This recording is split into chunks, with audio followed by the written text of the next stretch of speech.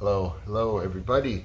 It's been a while since the last video. I apologize, but life has been hectic and busy, and well, you all know how it is.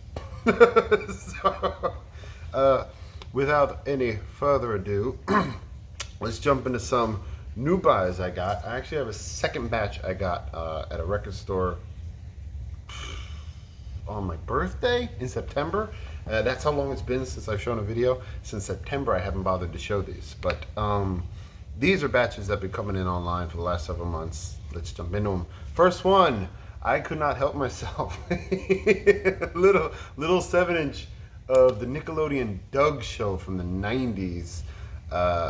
Features the Beat side, which are the Beat songs, if anybody knows the cartoon. Shout Your Lungs Out, I Need More Allowance, Killer Tofu, then a couple others, the theme song, Patty or the Mayonnaise for Me, and Banging on a Trash Can, Think Big.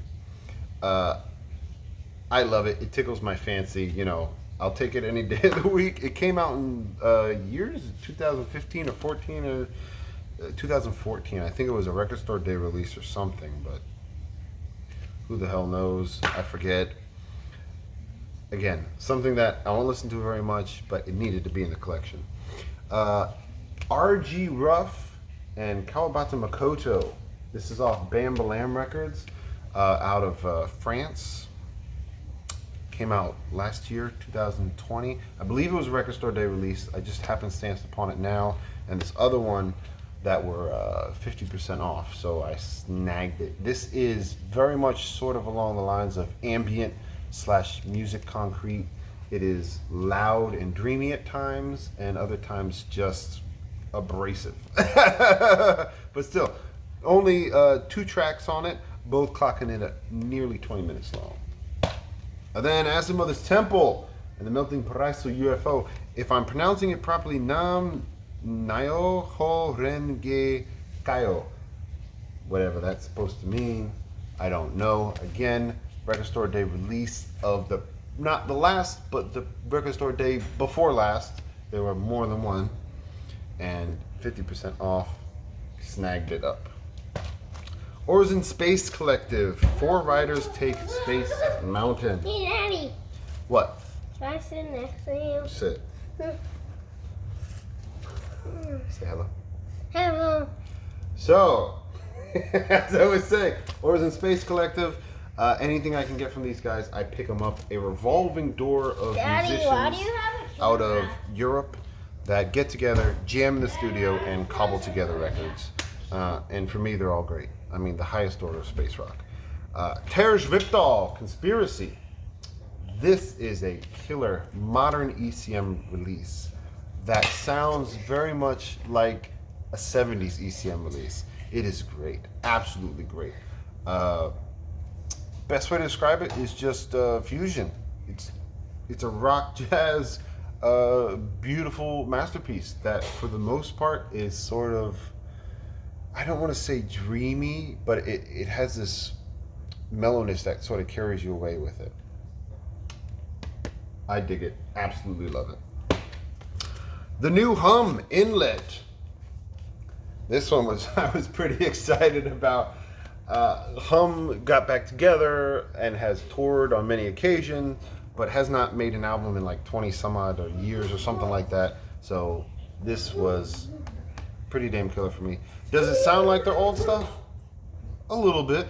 I mean, I can't complain. It's just a great sort of spacey, you know, dreamy rock album. It is what it is, and I love it. This one was pretty cool. Rob Mazurek and the Exploding Star Orchestra, Dimensional Stardust. It comes in this beautiful, hard, tip-on cover that's slightly oversized. This was a joint release from No Such and International Anthem out of Chicago, a great label. Oh, I should show you the record too. Record has some lovely, sort of like a I don't know if you want to call it smoke going on,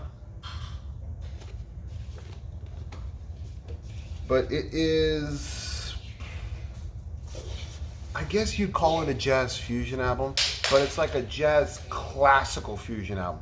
It's almost like jazz chamber music with just little touches of almost progressive feeling in there. Ron Mazurek, one of my favorite modern jazz musicians, so I was excited to see this one. It's been a long time since he got together with Exploding Star Orchestra, and this one did not disappoint at all. Ike Willis, should have gone before I left.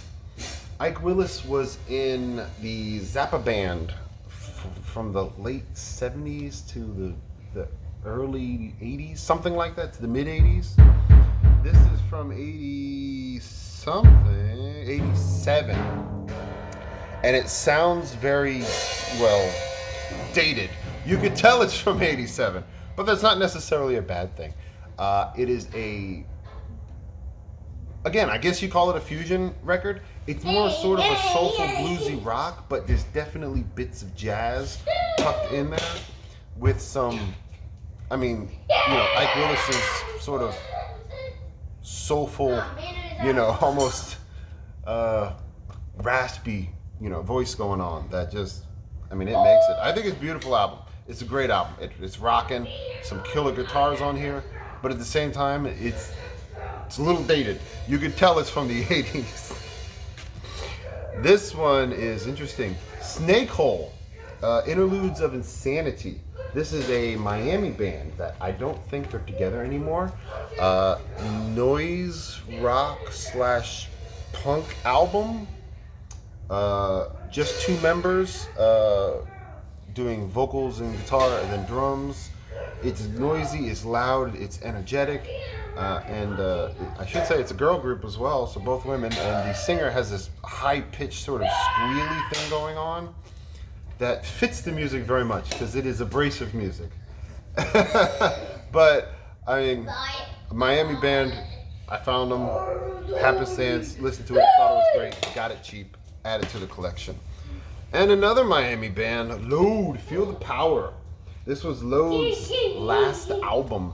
Came out in 2000, I believe. I think the band broke up in 2001 or 2002. This is some great drunken, sludgy noise punk that's just energetic, in your face, but also kind of churny and slow with drunken, screamy vocals in your face.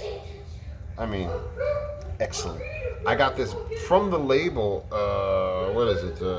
702 Records. Brand spanking new from the label. New old stock, if you would. Fairly cheap. I think it was $16-17 including shipping or something like that.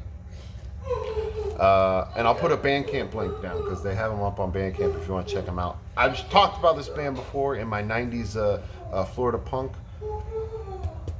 90s Florida legends. And the last we got to show, Harry Nilsson, Lost and Found. This is his last recordings before he passed away, like 25 or 26 years after they were recorded.